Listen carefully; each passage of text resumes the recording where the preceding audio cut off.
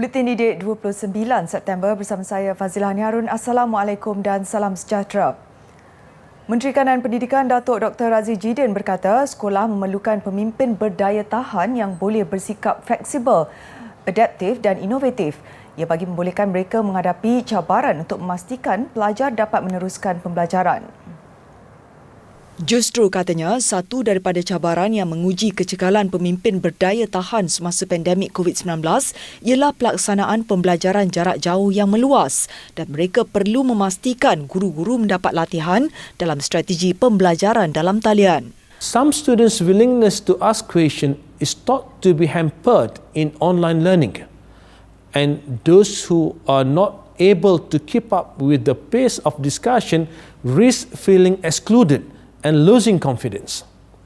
This is where resilient leaders can help and find ways to get student feedback on their learning experience and customize the delivery through both physical and online methods. Beliau berkata demikian ketika melancarkan persidangan antarabangsa kedua mengenai kepimpinan dan pengurusan pendidikan ISLAM 2021 secara maya siang tadi.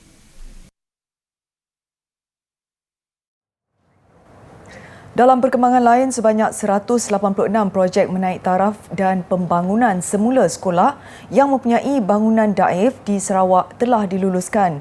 Datuk Dr. Razzie berkata pembangunan berkenaan melibatkan kos berjumlah RM1.579 bilion bagi tahun 2019 sehingga tahun ini. Bagi 2019, 75 projek telah diluluskan untuk pelaksanaan dengan kos berjumlah RM827.1 juta. Sehingga 22 September lalu, sebanyak 29 projek telah siap dibina, 41 projek sedang dalam pembinaan, manakala 5 projek lagi dalam fasa prabina dengan perbelanjaan RM168.45 juta. Seramai 4,027 murid telah mendapat manfaat daripada 29 projek naik taraf dan pembangunan semula sekolah daif yang telah siap. Manakala 32,141 murid dijangka bakal menerima manfaat daripada 157 projek yang masih dalam peringkat pembinaan dan prabina. Beliau menjawab pertanyaan lisan oleh Ahli Parlimen Setampin Chong Chiang Jen di Dewan Rakyat hari ini. Sementara itu, Datuk Dr. Razzie turut menghadiri mesyuarat Menteri Kuartet COVID-19 malam bagi membentangkan status terkini pelan pengoperasian sekolah dan persiapan akhir KPM menjelang pembukaan sekolah secara berperingkat bermula 3 Oktober ini. Mesyuarat dipengerusikan oleh Menteri Kanan Pertahanan Datuk Seri Hishamuddin Tun Hussein. Pelbagai perkara berkaitan pengoperasian sekolah dibincangkan termasuk bantuan dan kerjasama yang boleh dimainkan kementerian serta agensi lain khususnya dalam memastikan pengoperasian sekolah kelak adalah teratur dan selamat. Seterusnya, KPM melaksanakan pelbagai usaha bagi menangani masalah kekurangan guru pendidikan Islam di seluruh negara. Ia termasuk menubuhkan fakulti pengajian Islam di beberapa institusi pengajian awam bagi melahirkan ramai lagi guru pendidikan Islam yang kompeten.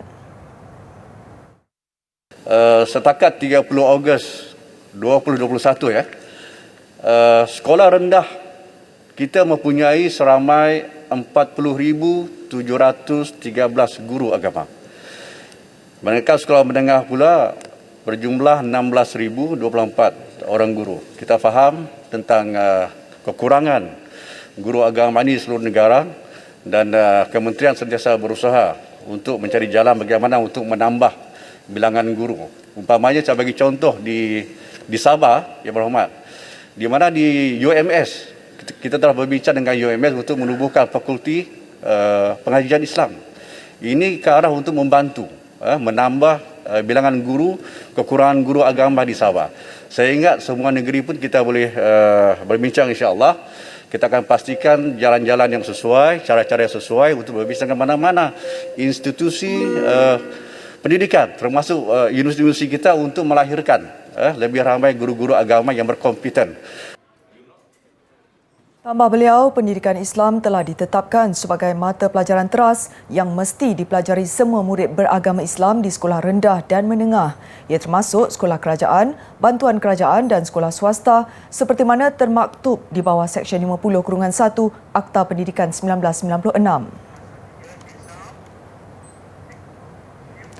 Mulai 1 Oktober, Lembah Kelang beralih ke fasa 3. Perdana Menteri Datuk Seri Ismail Sabri Yaakob dalam kenyataannya memaklumkan Melaka juga beralih dari fasa 2 ke fasa 3.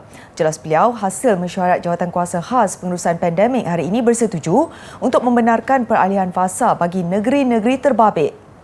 Peralihan fasa itu dibuat setelah mengambil kira penilaian risiko semasa oleh Kementerian Kesihatan KKM dan Majlis Keselamatan Negara MKN.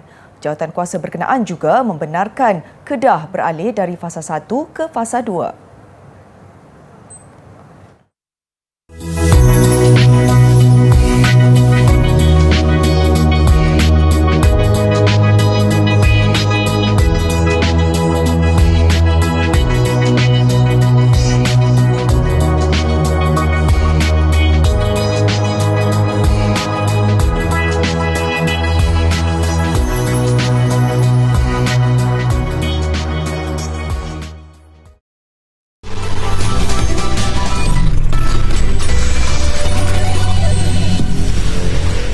Ibu bapa di Sarawak dilihat sudah bersedia menghantar anak mereka ke sekolah menjelang pembukaan semula sesi persekolahan bersemuka 3 Oktober nanti. Menurut mereka, kebanyakan anak-anak sudah mula menunjukkan tanda-tanda kebosanan atau simptom kelesuan disebabkan terlalu lama duduk di rumah. Meskipun terdapat kebimbangan dalam kalangan ibu bapa, usaha kerajaan menerusi program imunisasi COVID-19 kebangsaan PICK Remaja memberi sedikit jaminan kepada mereka. Malah mereka menyifatkan tindakan kerajaan melaksanakan pemberian vaksin kepada remaja berusia 12 hingga 17 tahun sebagai satu langkah bijak bagi memastikan mereka dapat mengikuti sesi pembelajaran dengan lebih berkesan. Persediaan pihak sekolah daripada aspek pematuhan SOP ketika sesi berkenaan bermula turut menambah keyakinan mereka untuk menghantar anak ke sekolah. Anak-anak saya make sure diorang memang dah bersedia. Kita pastikan dia ikut PDPR setiap hari. Kita pastikan dia buat kerja sekolah yang cikgu bagi. Yalah, mungkin ada part yang dia tertinggal kan kadang-kadang sebab diorang dah nak pergi ke dah nak burn out dah. Tapi dia orang excited lah. Bagi saya, kalau sudah divaksin macam ini, sentiasa sediakan hand sanitizer, topeng muka. Lepas itu semasa berada di sekolah pun jangan lupa penjagaan sosial, ikut SOP sekolah. Kerana vaksin ini sajalah dapat menyelamatkan anak kita dan sama-sama kita jaga kita.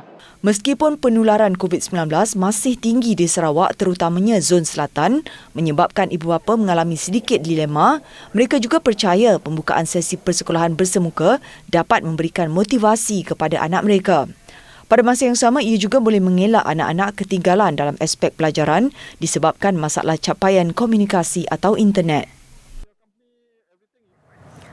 Siasatan Kementerian Kesihatan KKM terhadap dakwaan seorang aktivis mengenai kematian 5 remaja yang dikatakan selepas mendapat suntikan vaksin di Perak, Sabah dan lokasi yang tidak dimaklumkan adalah tidak benar.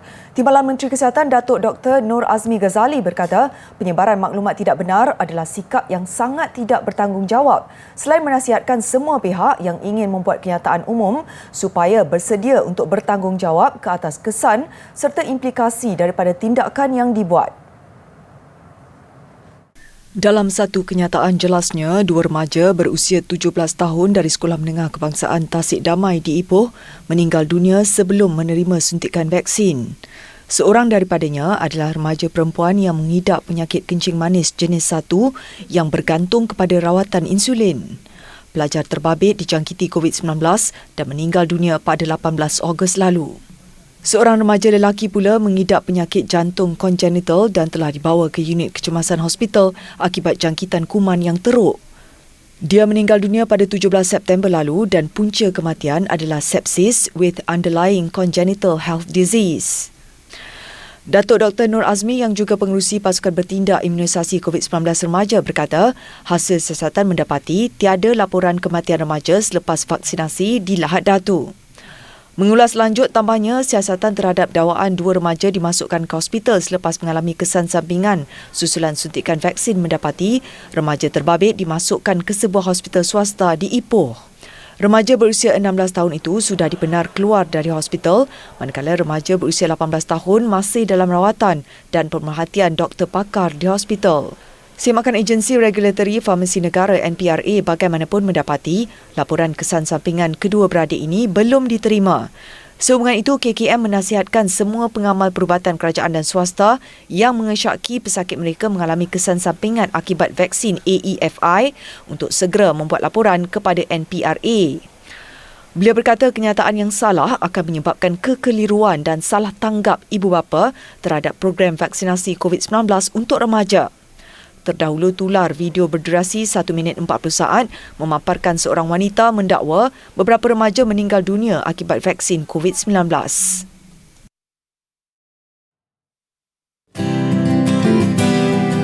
Kuda kepang adalah satu patung anyaman yang dibentuk seperti seekor kuda tanpa kaki.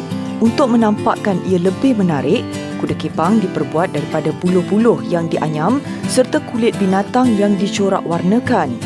Ia amat digemari oleh penduduk negeri Johor, terutamanya keturunan Jawa, dan kebiasaannya dimainkan di majlis keramaian sempena menyambut orang kenamaan, perkahwinan serta hari perayaan. Tarian kuda kepang berkaitan dengan alam kayangan, di mana seekor kuda kayangan iaitu kuda sembrani telah dikatakan turun di Jawa untuk mencari kawannya yang hilang. Setelah berjumpa, mereka kemudiannya menari keseronokan. Lazimnya ia adalah tarian berkumpulan terdiri daripada 10 hingga 15 lelaki dengan seorang ketua yang dipanggil dayang. Pada peringkat awal, semua gerak penari mengikut arahan dayang yang menggunakan tali untuk mengawal tarian. Lenggang lenggok dalam tarian kuda kepang dinamakan lenggang kiprah.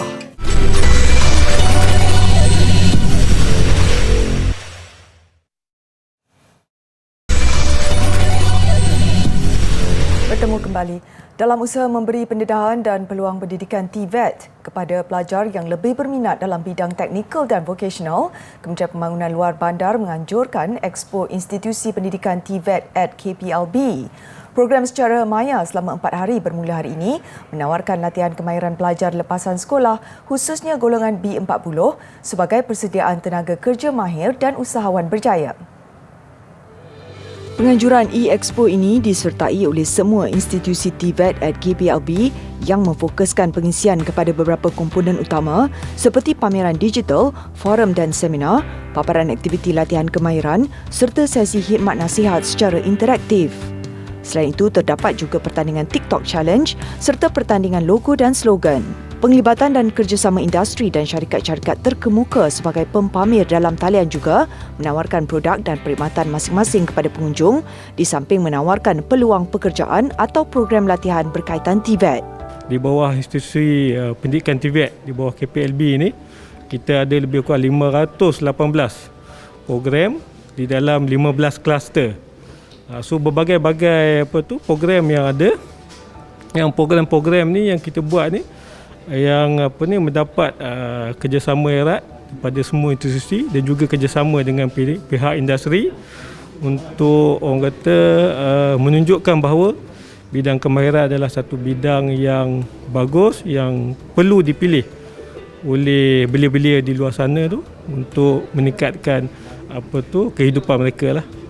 Antara program yang ditawarkan adalah dalam bidang pertanian, teknologi bahan, kecantikan dan dandanan rambut, fashion dan pakaian, mekanikal dan pembuatan serta kejuruteraan awam dan seni bina. Menyasarkan seramai 80,000 pengunjung di portal e-Expo dan media sosial rasmi kementerian, program ini diyakini dapat membuka mata pelajar untuk menjadikan program-program TVET at KPLB sebagai pilihan utama selain laluan bidang akademik dalam membina kerjaya masa depan. Ia ada satu stigma di mana program-program yang berteraskan TVET ini tidak dapat menjana generasi dan kerjaya yang berpendapatan tinggi. Jadi kami pastikan program-program kami adalah sesuai dan relevan dengan teknologi terkini, contohnya bioteknologi, rail, marine dan sebagainya. Okey, yang menjurus kepada kemahiran tinggi di mana insya-Allah keluaran pelajar daripada program-program kami akan menjadi terdiri daripada golongan yang berpendapatan tinggi. Sehingga 31 Ogos lalu, lebih 14,000 pelajar baru telah mendaftar dan memulakan pengajian di institusi TVET at KPLB. Sementara bilangan pelajar sedia ada sehingga tempoh sama adalah 48,558 orang dengan kebolehpasaran graduan mencapai purata 86.59%.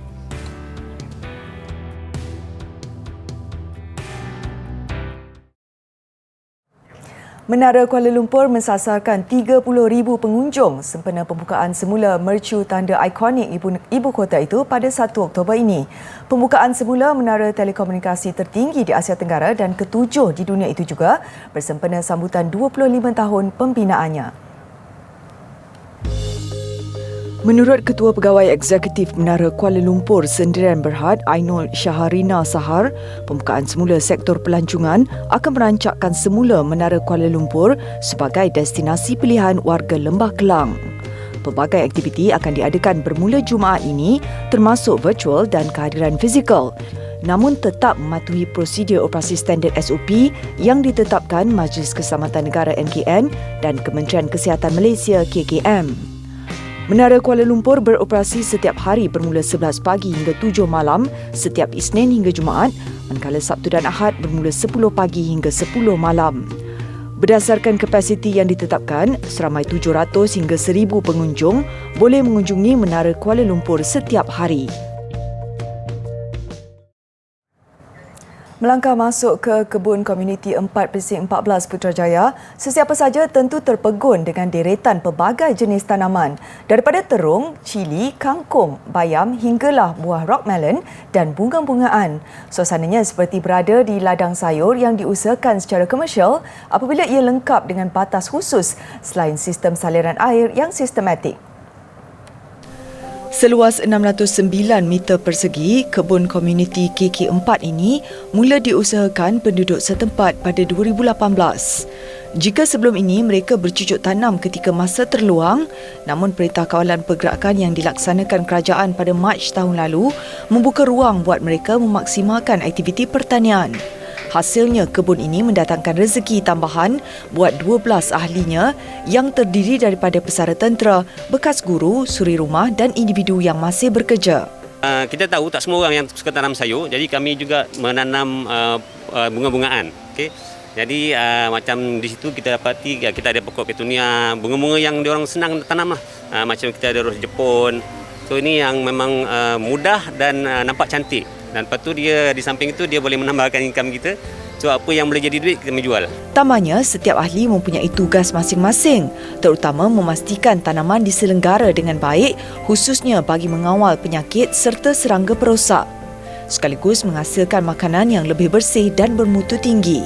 Mula-mula memang aku cakap kelas lah, memang tak ada rasa lah nak tak apa minat lah nak bercucuk tanam ni. Lepas tu suami saya, dia memang selalu bercucuk tanam, dia ajaklah join sama sini. Lepas tu saya pun rasa nak datang tu, lepas tu rasa macam rasa suka lah, rasa macam happy, hilang stres sebab kat rumah saya tak bekerja kan, saya terkurung. Jadi bila datang sini ni boleh jumpa kawan semua.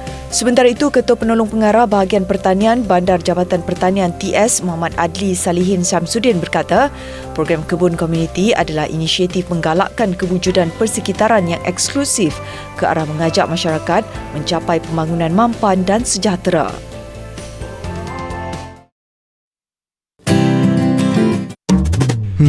Hai, saya Samad. Saya stres. Ini kawan saya, Ismail. Ismail juga ada kalanya stres jika berhadapan dengan kerja yang banyak. Mereka di rumah juga stres. Lumrah manusia, kita semua menghadapi stres. Stres yang keterlaluan menyebabkan keresahan dan kemurungan. Kita boleh menguruskan stres dengan bijak. Amalkan cara hidup sihat seperti bersenam setiap hari, makan secara sihat dan uruskan waktu dengan bijak. Kongsi perasaan dengan orang yang anda percayai. Let's talk Minda Sihat.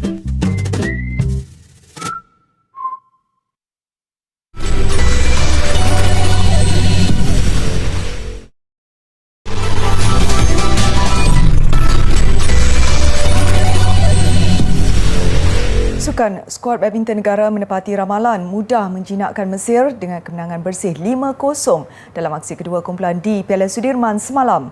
Kemenangan kedua berturut-turut itu turut membawa Malaysia mencapai sasaran layak ke suku akhir lebih awal walaupun berbaki satu aksi menentang Jepun esok. Biarpun merehatkan kesemua pemain ketika menang 3-2 ke atas England Isnin lalu, skuad negara langsung tidak berdepan masalah menewaskan Mesir apabila kesemua 5 perlawanan berlangsung kurang 30 minit. Mata pertama negara disumbangkan beregu campuran Cheng Tang-ji, Pek Yen-wei yang menewaskan Ahmed Salah, Nur Ahmed Yusri 21-6, 21-7. Eng Ziyang yang turun menggantikan Li Zijia turut cemerlang menghadiahkan mata kedua negara mengatasi Mohamed Mustafa Kamal 21-8, 21-2. Manakala perseorangan wanita negara Yoon Chi-zuan tidak berdepan masalah menewaskan Dua Hani 21-5, 21-7. Gandingan Man Wei Chong, T Kai Won meneruskan momentum rakan sepasukan apabila mudah menundukkan Mohamed Mustafa Kamal Ahmad Salah 21-7, 21-6. Mata kelima negara disumbangkan beregu wanita Teo Mei Zing Yap Ling yang menang ke atas Nur Ahmed Yusri Dua Hani 21-4, 21-9. Esok Malaysia bakal membuat perhitungan menentang Jepun pada aksi terakhir kumpulan. Format Piala Sudirman menetapkan hanya juara dan naib juara kumpulan layak ke suku akhir.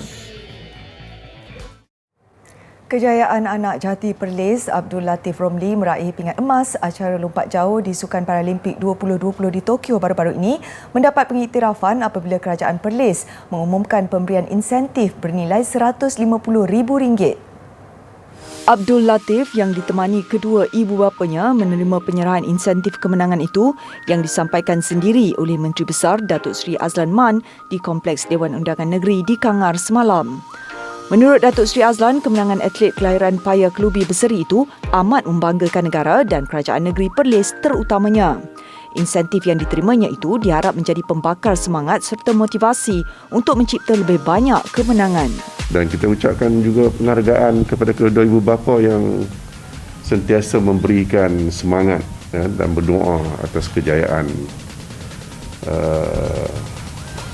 champion kita ini. Okey.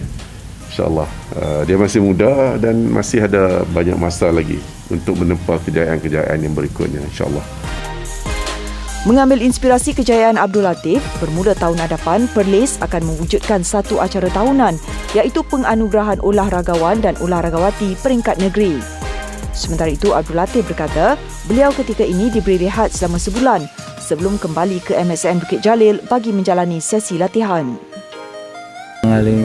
Ya, hari itu tu sekarang alhamdulillah dah semakin pulih dan semakin okey lah. Dan nanti mungkin saya balik bulan sebelah ni, bulan nanti kat Bukit Jalil mungkin saya nak buat recovery balik lah.